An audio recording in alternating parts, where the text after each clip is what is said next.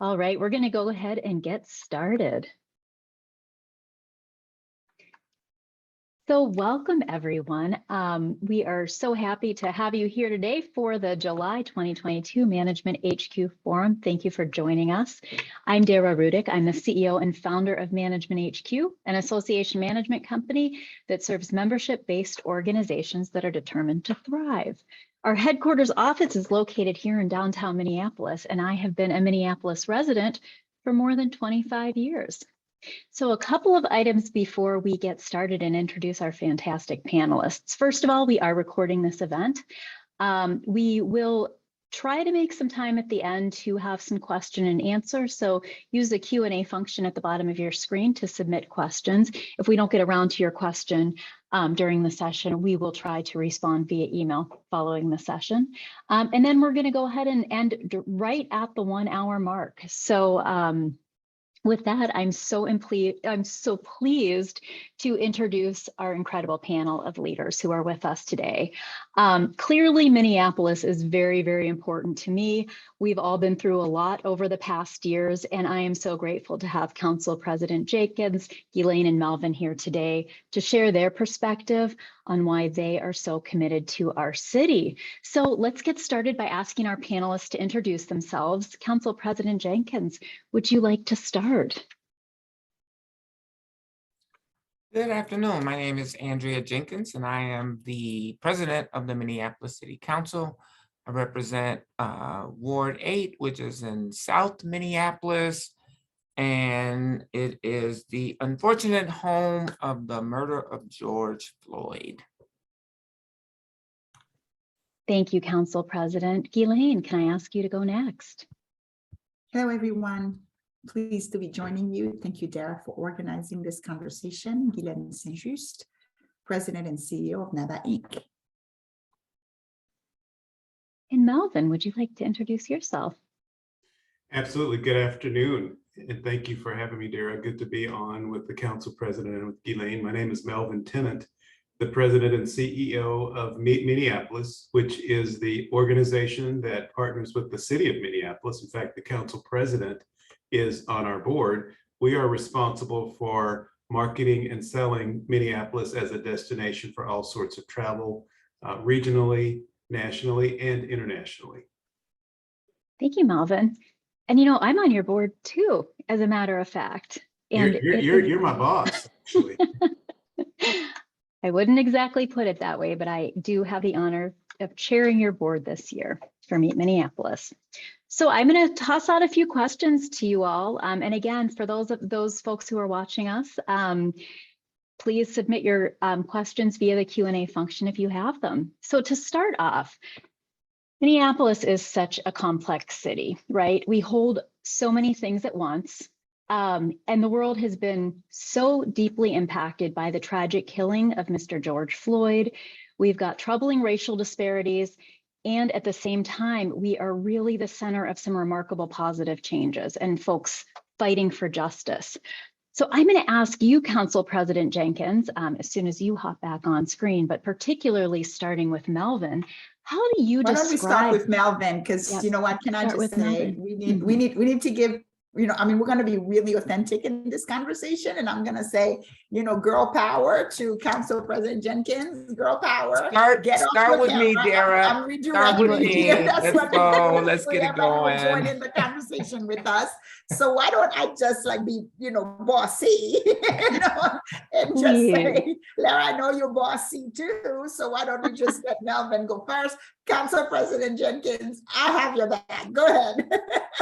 You have my back. Thank you so much. Well, Melvin, why don't you kick it off? Well, I'd be honored to. I wanted to just obviously acknowledge that we have been through a tremendous amount of challenges as a city. The collective trauma that we've experienced is certainly something that has changed us fundamentally. But one thing that has become apparent is that through adversity, the adversity that we've faced, I've seen a lot of ways in which our city has become galvanized and focused on certain issues. We certainly have seen in the corporate arena where companies have focused more on community service and on issues relating to equity, diversity, and inclusion. And those have been sustained conversations. In the past, what we've seen is maybe there's a blip on the radar and people do some reactionary types of activities and then kind of go back to normal. But I've seen some fundamental changes within our city and some of the corporations. So I'm optimistic about that. One of the things that we talk about authenticity, Guylaine talked about that. One of the shifts that we've made is as we market the city to visitors and travelers, we have been authentic. We've talked candidly about some of the challenges that we've been through, because people, when they come to visit Minneapolis, want an authentic experience. So as the organization responsible for sharing that message, we have to be authentic, or else the traveling public will not trust us as an organization. So we certainly, in one sense, want to put our best foot forward, but we've been very open about some of the challenges we face. And we've gotten wonderful feedback from visitors who want to be a part of the change and want to be a part of helping us lead the way to make positive changes in our community. So I'm going to go ahead and go next, if that's okay. Melvin, I'm going to make you happy. I just, as you were talking, I just sent a IM message to my chief experience officer. And I said, we're booked to convention until when? And she said, 2024.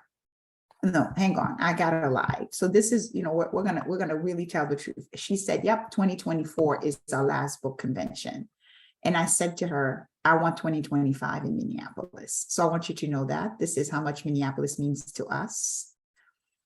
Right? Yeah, I said to her, and you know what, just to give you a perspective, our convention in Florida this year was a sellout. It brought in 2,714 people and 95 key partners. And so, you know, you can expect us to engage with you. This is not the last conversation, because I think Minneapolis needs to matter. It needs to matter. And if there's a voice that I bring to this conversation, is that I want to be partners with you as the CEO of this national organization that is seeking to empower Black business leaders at every point of the journey.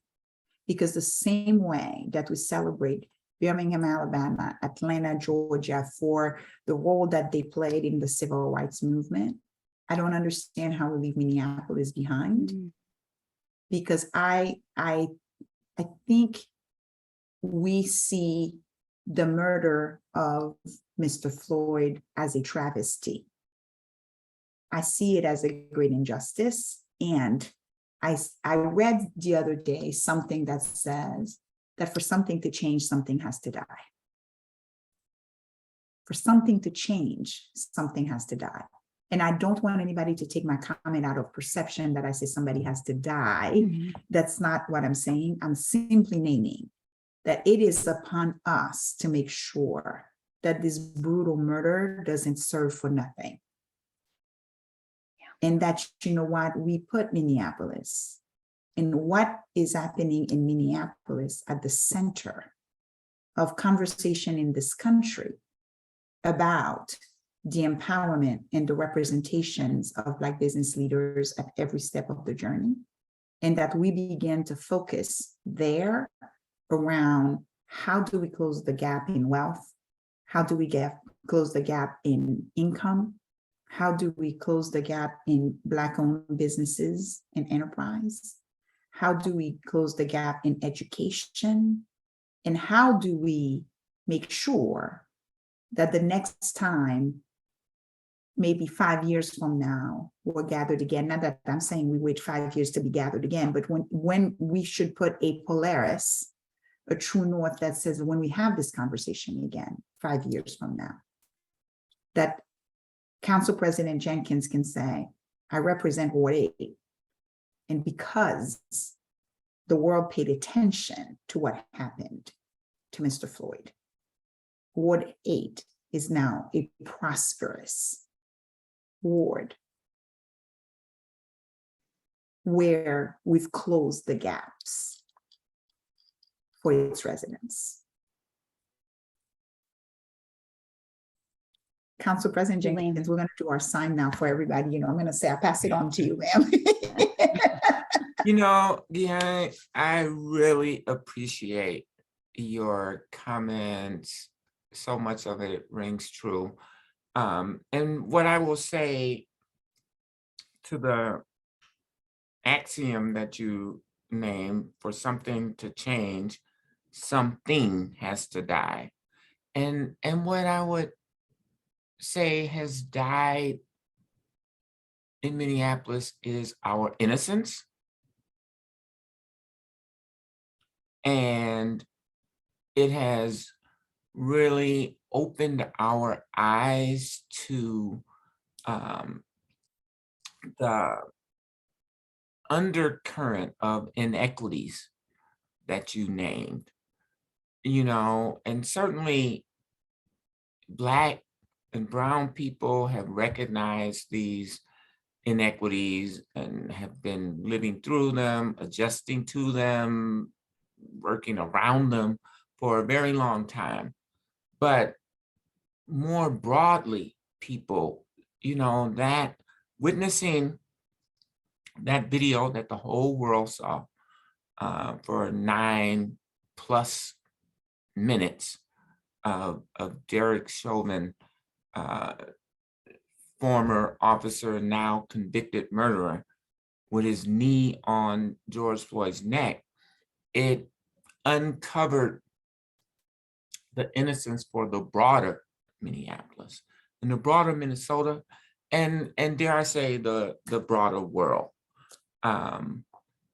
So, you talk about authenticity, and that has been a central theme in this conversation. And I think, I know for myself personally, I think authenticity has been my strength, right? And so as a Black woman, as a transgender woman, living with disabilities, and being very open and honest and out about that, it has really, as Brene Brown talks about that vulnerability, it has put that authenticity, that vulnerability on a main stage.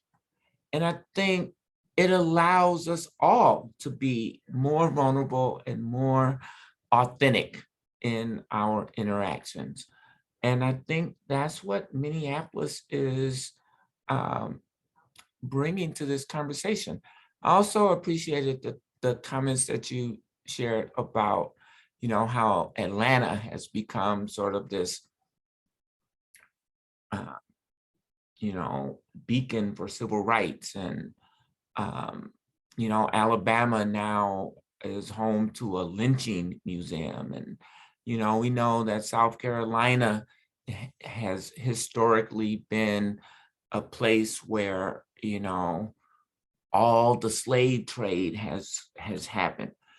I think Minneapolis can become a beacon for social justice, a beacon for those who have been disaffected by the state. There is no really comprehensive ideas and even a physical space for the Mike Browns, the Tamir Rices, the Eric Garners and Ahmaud Arbery's and Breonna Taylor's. Like that, Minneapolis can become that place to tell that story writ large, but not only to just share the stories, but to really begin the process of how do we move beyond that and have real authentic conversations about, state violence, about police accountability, about the inequities in our societies and how we can all become an anti-racist society. So, I'm optimistic for the future. And and hopeful. And I know that that's the only way that, you know, Black and brown people have been able to survive in this culture is through hope and optimism. Under the As a most Black difficult. woman council president, I will share with you, as you were saying, I'm optimistic and I'm hopeful. Mhm. The quote the moment that flashed for me was when Ms. Heifel, who is the head of the Southern Poverty Law Center now, she did her 60-minute segment, and, you know, she was talking about all the issues. And I don't remember who did the 60-minute segment, who was the facilitator of the conversation. And somebody said, Joelle, with all that you said, are you still optimistic? And she said, I don't know how Black women, we get to not be optimistic. We've never not been optimistic, right? And in all that you're sharing, what came up for me is this idea that Minneapolis stand in a very rarefied group of people that have at least delivered accountability. And I love the conversation we had earlier, before we came on the main stage, around accountability versus justice. Bye-bye. Accountability versus justice, right? And so if Minneapolis, this is a very rarefied space where the perpetrator of the crimes were held to accountability. Maybe for some, it may not feel like justice, but at least there's been a sense, a reckoning. The family of George Floyd had their day in court and they walked away with something to say. People were held accountable. I don't want us to lose that spectacular moment for Minneapolis either, right? And one of the things that I challenge us is we are, in the spirit of Sankofa, right? Which says we look back, but it is to build better tomorrow, is what are we committing to doing together to say that we are going to partner government, public-private org partnerships, nonprofit, academia, business. I'm going to be in your city in November, right? But let us really convene and have the right conversations, but more than the right conversations, what are the agreements we're going to be prepared to make together so that 5 years from now, we can say we made progress, because it's not just the story of the things that happened to us or have been the harm that has been caused to us, but how, because of our resilience, because of our belief in the principles of Ubuntu, we prevailed not because, but despite, but we prevailed nevertheless. Yeah, absolutely. Wow. Melvin, I see that you got something to add. You want to be part of that. So come on, the women. This is what we do, Black women. Yeah. If you don't stop us, we're just gonna go. Well, we don't want to Come stop on, you. We do Andrea. not want to I stop prepared this. a whole We do host of not want to questions, and stop I this. don't need them anymore. So what? It's all good. And if the audience wants to pile on, please pile on, and let's just go. Now, you don't need these questions, but I still have a few questions for you. And Guylaine, along the lines of what you were saying, so we connected on LinkedIn, right? I think I saw your profile and knew that I needed to know you. You are incredible. And we started having a conversation, and you were really drawn to Minneapolis, right? You liked that I think Minneapolis is what possibly, I got to talk to you because I was in Minneapolis. But with that, you really started looking at the National Association of Black Accountants, NABA Inc., and as the CEO and president, looking at Minneapolis as really a key location. And I'm curious if you can talk a little bit more specifically about that business exploration that you're doing and why. Oh my gosh, for all the reasons that, President Jenkins talked about, right? I mean, the facts cannot be ignored of the status of what's happening in Minneapolis, right? I mean, when we are looking at data, right, in the wage gap between whites and Black in Minneapolis, there's a 32.7% wage gap. right, there is a 9.7%, 9.1% employment gap between white and people of color age 16 to 64 in Minneapolis.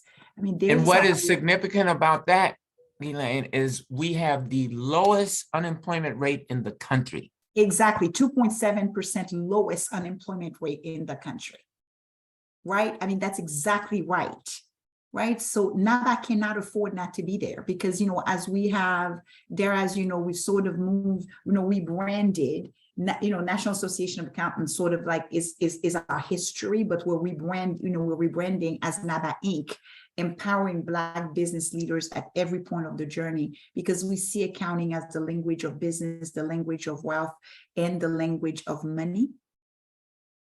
That's what we're about. So for me, for all the reasons we've been talking about, NABA has to be at the center. We see ourselves as the convener of all the other stakeholders that can say, what might we do together? Because you know what, as an association model, as you know, we stay with people for the entirety of their lives, right? We have an opportunity to stay with folks for the entirety of their lives, right? And so the idea of creating that pathway, right? For me, that's what I'm committed to, and why when I look across the country, I had concern with all the work that we've done, that we're doing with how we do scholarships at NABA now, that we did not have a single one person in Minneapolis that applied for our scholarships, and we awarded 115 scholarships totaling $375,000 just at our convention.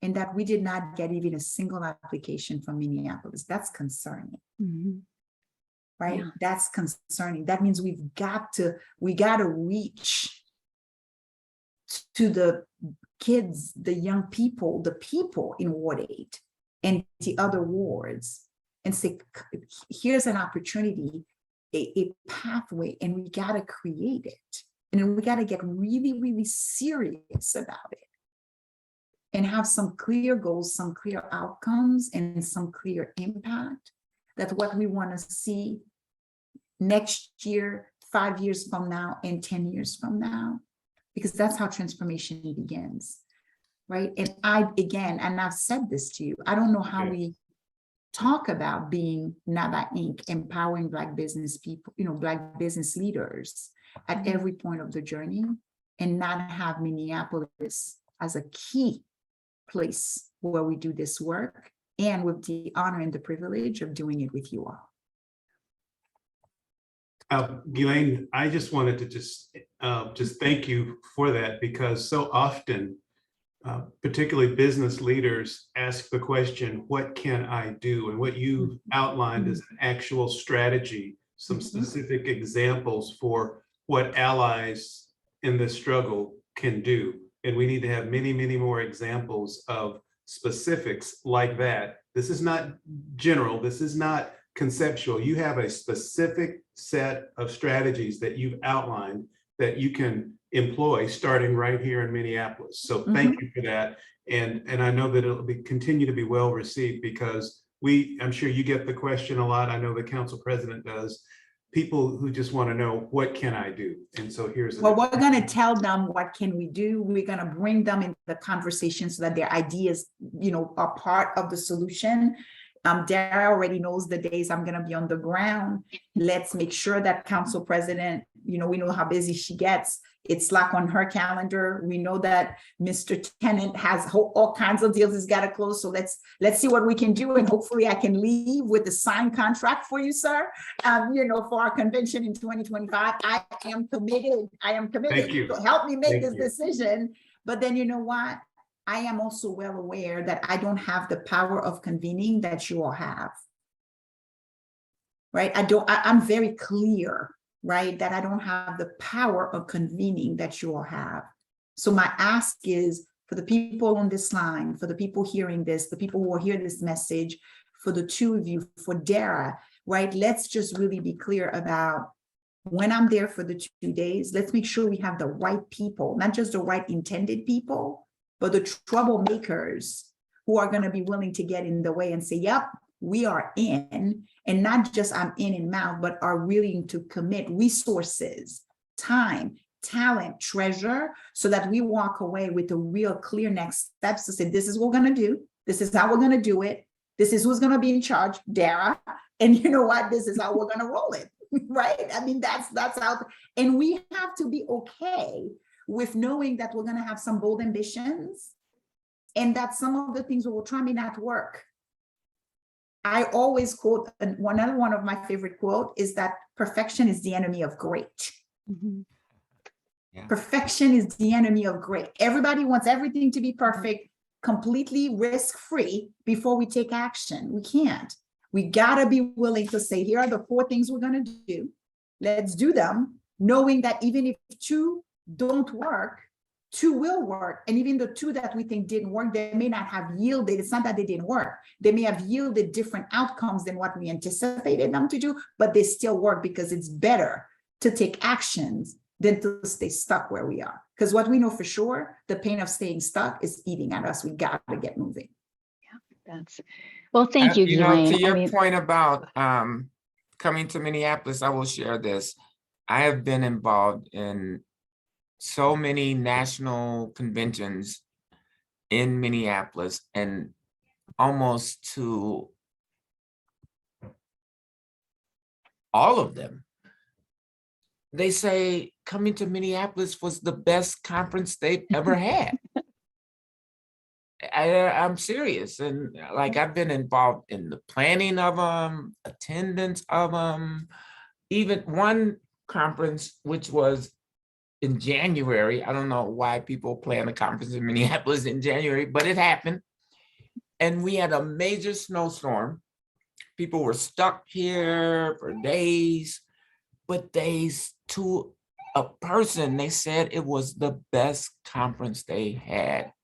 And this is a 50-year-old organization that has conferences all over the country. So you guys won't be disappointed when you come to Minneapolis in 2025. That's my closer right there. She's my closer. Love it. Love it. So I don't know if this group is even capable of not being gigantic strategic leader thinkers. And this is that too. But what I'm curious about is kind of down to the nuts and bolts. You can't talk about Minneapolis without talking about social justice, right? It just can't happen. And I'm really curious. I think, Guylaine, what Melvin said about the what can I do, you're doing it, right? I mean, that's such a powerful example of what you're doing with NABA Inc. within your organization. Melvin, Council President Jenkins, I'm curious about the day-to-day work that you do with your own staff teams and within your own organizations around social justice. I'll jump in real quick. Dara, as our chair and council president being on our board, we share a lot of information with our stakeholders. We've had a number of strategies relating to equity and diversity over the years, including a committee that we call our DMAC committee, Diversity and Multicultural Action Committee. And we have decided that we wanted to up our game, so to speak. So we recently hired a vice president of equity, diversity, and inclusion to really champion and quarterback all of those initiatives. It's certainly part of Meet Minneapolis being a business association in Minneapolis trying to facilitate change. It also has, it's a business imperative. We're looking at ways in which we have to reach increasingly diverse audiences. And if you have diverse audiences to reach, you have to have diverse storytellers. So we're addressing that. One of the ways in which we've done that is using community-based photographers and writers to help us develop content for our cultural districts that we partner with the city on. So that's a substantive way in which we are demonstrating the diversity of the city, utilizing people from those communities who can tell authentic stories. Again, going back to that whole concept of authenticity. And this has been just a wonderfully received initiative. as one example. So again, hiring the EDI vice president, working very hard to communicate the wonderful culturally rich districts that we have, 7 of them. Council president has one of those in her district, the 38th Street corridor, which not only has George Floyd Square, it has Sabathani Center, happens to be the site of a school where Prince went to school. So lots of things to communicate. And this has really opened up opportunities for us to tell those diverse and authentic stories. And we are just so excited about that opportunity. And so more to come on that. Well, and Melvin, I think about this a lot with Meet Minneapolis, and specifically with your role as the leader of that organization, and what a unique, challenging position you're in with being responsible for marketing the city, right? At this moment in time, right? Shifting, I think, the way that your organization has done business, having to shift that, right? And the cultural shifts that come along with that, and the kind of different political pressures that your organization is managing through too. You do an incredible job. You make it seem easy. I think a lot about how that cannot be easy. We know that as we embark upon this equity journey, different people are at different stages of readiness to accept the reality and accept the message. And we have seen that all across our various stakeholder groups. But the commitment has to be there. And we understand that we have to be leaders as an organization to ultimately get to the destination we want to get to. So it is difficult at times, but it's also very rewarding. And to go through various internal staff trainings and see staff people with aha moments like, oh, I did not know that. We talked about the disparities, and one of the things that we did, it's been a couple of years now, is actually had our staff look at a public television documentary called Jim Crow of the North. And so many people had no idea that there were baked in disparities on home ownership and redlining in this community, even those that are from here, are natives. So that gave us an opportunity even to open eyes of people on our team. So we've had some wonderful revelations, some wonderful learnings. Still a long ways to go, but it's really opened the door for us. And how about you, Council President? Yeah, I was going to speak to a little bit of kind of what we're doing, which was your initial question, I think. I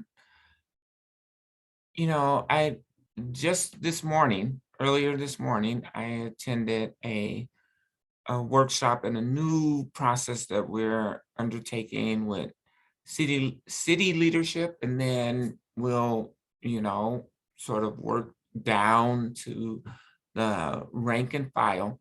But we started this process of becoming an anti-racist city. And, there's a distinction between being anti-racist and I'm not a racist, right? Because we hear so many people say, I'm not a racist, I don't have a racist bone in my body, et cetera, et cetera, et cetera. Although, what I shared this morning was I have to continuously work on my internalized racism, my internalized sexism, my internalized ability or disabilities sort of, frame, and I living with a disability, but I still have to overcome those challenges every day. And so being anti-racist is continuously working to end racism. So we started that process this morning. And it's a 5-month program that city leadership will be going into.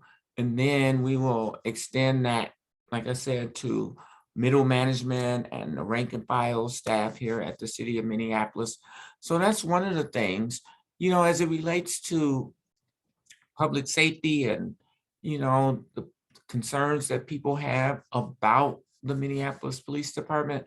I think that we have the Department of Justice looking into the practices of the Minneapolis Police Department. We have the Minnesota Department of Human Rights looking at the patterns and practices of the Minneapolis Police Department. So between those two, I am sure that we are going to address many of the challenges that are really debilitating to the Minneapolis Police Department, as well as to our own community. And if you guys notice, I have automated lights and they just went out because there's been no movement in my office, but I think you can still see me. So I think that we're going to see some significant changes in our police department, positive changes. And to that end, when I spoke about city leadership being engaged in this anti-racism training, the police chief was there too. And that's a shift from the past. Historically, MPD has not participated in those kinds of workshops, trainings, processes. And so those are just a few of the things. We also have a race equity department, currently a division, but we are moving that to department status, which will provide more resources, more support, a broader platform to talk about race and equity issues in the city of Minneapolis. We have what we call a racial equity impact analysis that we apply to each and every decision, policy, and dollars that we spend to ensure that we are not exacerbating the inequities of our city, but doing all the work that we can to eliminate and mitigate those inequities. There's so much about what you said that I love. I want to just start with appreciating you are a human that holds such power, right? An elected official, you're the president of our city council. And to be so intentional about creating an anti-racist city, our city, I love that so much. I love that you're using your power to do this work that's so hard. I also want to just so deeply appreciate you bringing it to the personal level, because it's so easy to talk about other and so-and-so's racist, so-and-so's sexist, so-and-so's, whatever, ableist. But to be able to point to ourselves and say, we're not perfect, right? We all have work, and it's intentional work that we have to do almost every moment of every day. And creating the space where it's safe to do that work. I really believe work on that individual level is what makes the difference in our communities. And, I think even conversations like this where you all are so willing to be so authentic, those are the kinds of changes that really do create anti-racism and anti-racist cities and spaces. And, I can't say I've ever seen an entirely anti-racist space, but I will say that I love that you're doing the work that we're doing, the work that we're committed to that for this city. So thank you. Thank you. Thank you indeed, Council President Jenkins and Melvin, for this conversation. I am a self-described provocateur. And so since I'm a strong advocate of women, I have translated in French. I'm a self-proclaimed provocatrice. And so Thank you all for laughing with me, laughter, with such a heavy topic. So here's what I would you all have a unique perspective of being inside Minneapolis, right? And then I have a perspective of sort of like operating, sort of like outside Minneapolis in. One of the conversations I like to have with people is pushing the boundaries from anti-racist to being pro-Black. Because for me, there is a difference. Because anti-racist, we have to start there, but being pro-Black is where I want us to go. The second thing that when you were talking, Council President, that just kept coming for me, and that's why I declared myself the provocatrice in the comments I'm about to make, how powerful it is to be having a conversation where the president of the city council can talk about the trainings and all the things that we're doing when across the country, spaces or paces are talking about helping people stay comfortable and passing on laws that prevent for that training to happen. Melvin, I saw that smile and you look like, is she gonna go there? Yeah, I'm gonna go there because I can. And I don't want us to hide anymore. Because we talk about authenticity and resilience in those terms, but for me, it's about those brave and courageous conversations we've got to be willing to have. And when we talk about, I have a little quote when people start to talk to me about things that sound good, but we don't know, like I said, oh, are we trying to solve world peace? Right? Because what you're talking about are tangible actions. And what I would encourage everyone to say is, we don't get there in a year, in 10 years. We make progress. But sometimes it feels like we've got so far to go that we don't see the progresses that we're making. And I think what came up for me was, I get from where my optimism is born and my hopefulness finds roots. It's in the idea that we're making progress, or at least we're moving, right? We're taking tangible actions. And when I talk about Minneapolis becoming a beacon, you're already on your way, because at least you're having the conversations, you're having the training, and people are willing to go there. Whereas, you know what? As the CEO of a national organization, I get to see across the world and I frown and I'm worried. And I'm concerned that we are putting people's comfort, that we're passing laws that are protecting people to be comfortable, lest we offend them, and passing laws that prevent this kind of training from happening. So congratulations on the work that you're already doing and the progresses that you're making. Guylaine, that is such an important perspective. And I think sometimes, even in Minneapolis, with all of our disparities and challenges, it can be, we can take for granted maybe the state of the rest of the world, right? And that comfort where, we've got some folks are fighting for their lives and for just treatment and equity. And a lot of folks out there are fighting for their comfort or whatever. And having your voice at this table to speak from a global perspective, I think adds a really important element to our conversation. So thank you for that. Now I'm curious, we talked a little bit about hope before, and I'm going off script with the questions here, but how do you stay hopeful?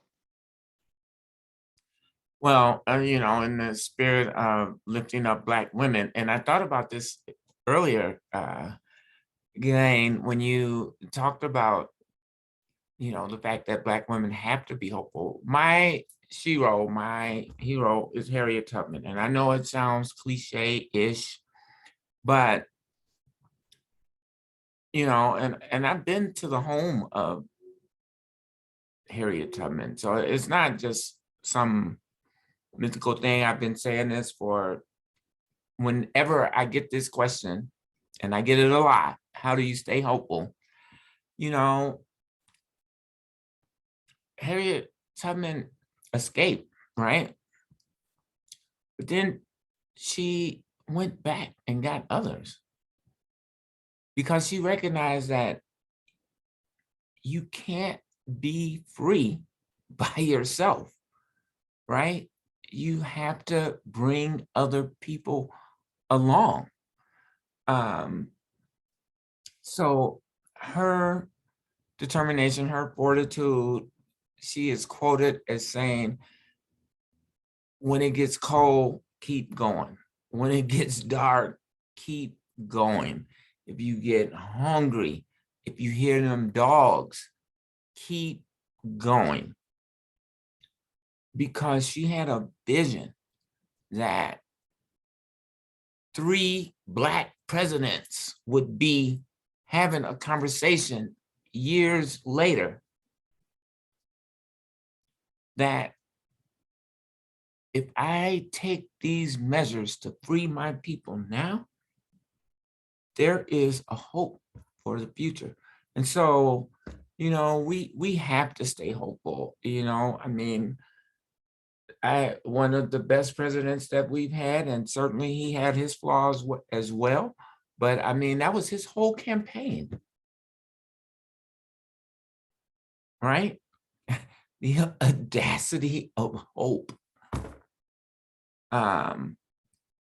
So, you know, with all the things that are going on, Guylaine, you know, you can't say gay in Florida, and trans kids can't go to the bathroom, and women can't have an abortion, you know, all of these things that, and it's not only to just keep people comfortable, but it's to, you speak the language of money, right? These are very tangible things that people want to maintain their dominance in economic well-being, right? Or even more appropriately, I think, feed their greed, right? So you know, it is daunting, but the reality is hope has brought us to where we are today. And there's no way we could have gotten here if not for hope. Abolition was a process. It was not a one-time thing. From 1619 to 1865, people were working to abolish the horrific condition that we know of as slavery in this country. And then subsequently, after that ended, we have been continuously fighting to make America the democracy that was stated on paper, but has to be forced into fruition. And we've been on the front lines doing that work. So, you know, hope is a powerful tool. And I think that, you know, I couldn't be a politician if I was pessimistic about the future. You know, you have to be optimistic about the future if you're gonna be doing this work. So that's how I stay hopeful.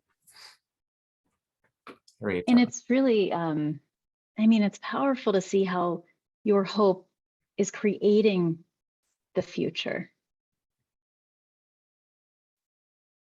Melvin, how do you stay hopeful? Absolutely. I look at how I was raised. First of all, I was raised by 2 Black women, a mother and a grandmother, who just loved on me and prepared me and encouraged me and gave me just the confidence to go out and achieve things. And a day doesn't ever go by that I don't think of them and all the sacrifices they made, all the things they had to do to take on the responsibility of seeing me try to make something of myself.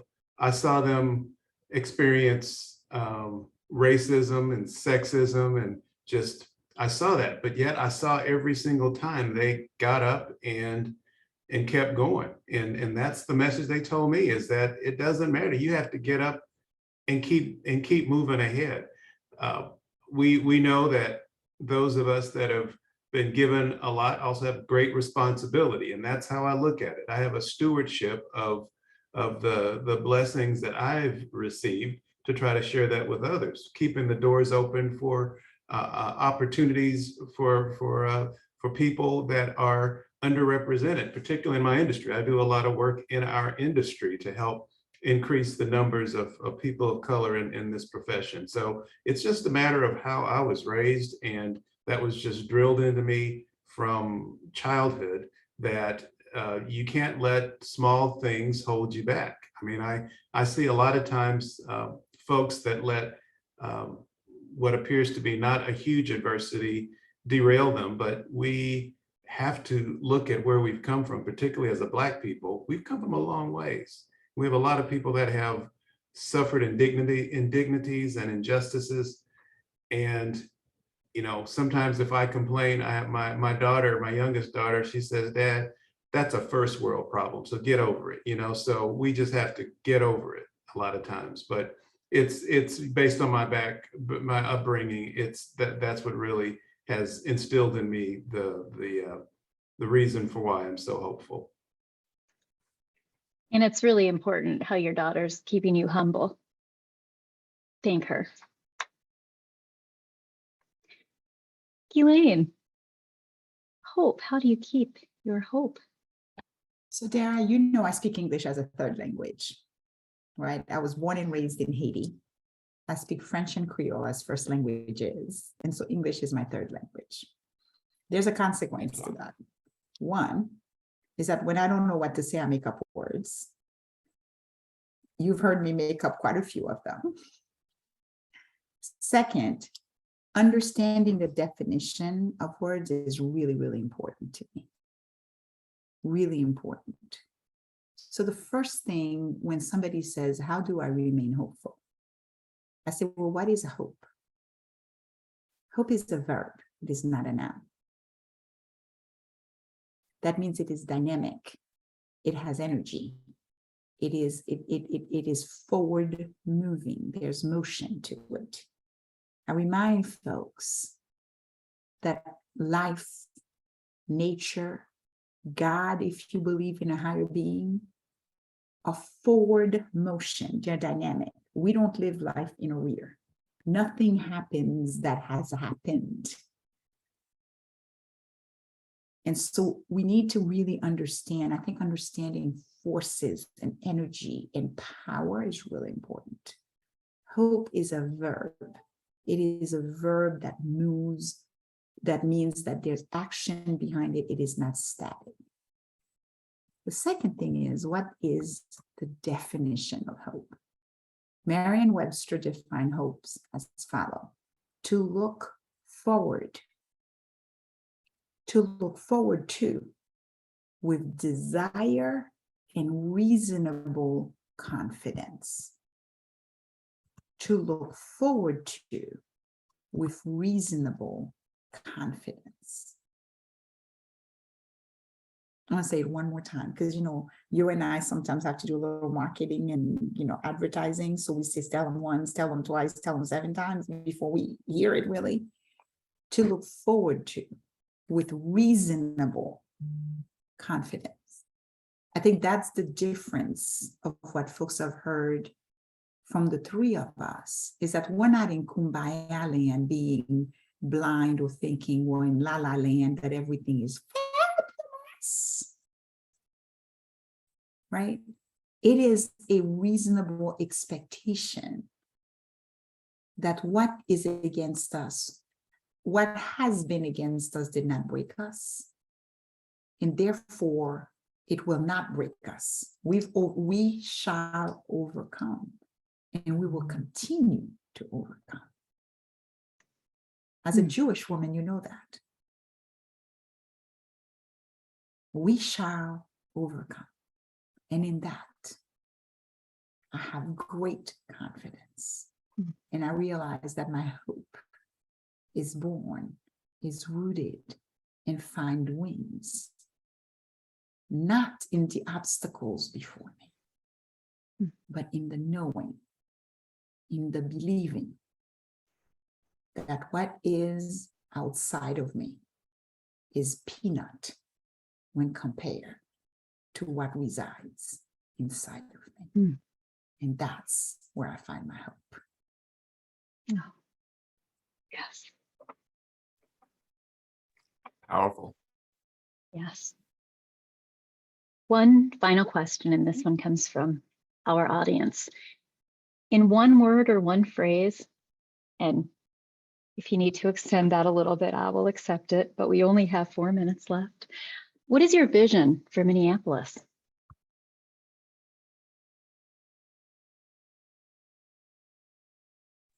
So I responded to that question in the Q&A, and I would just say my vision is for Minneapolis to be the center for social justice.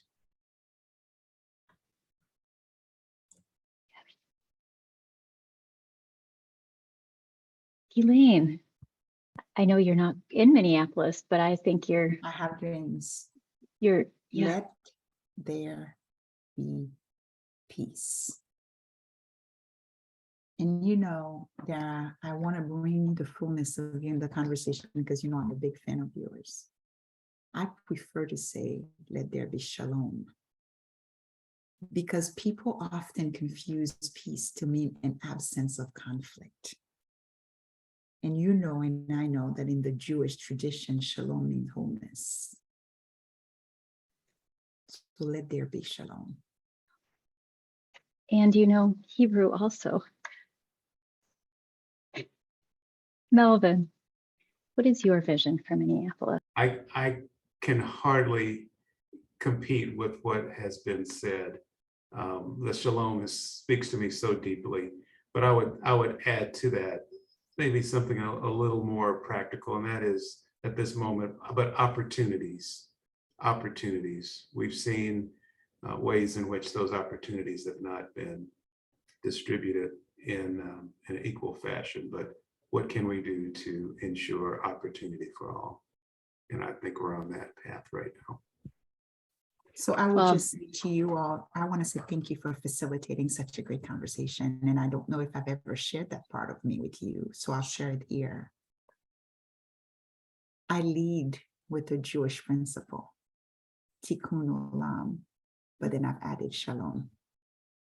Tikkun olam shalom, to heal the world with peace.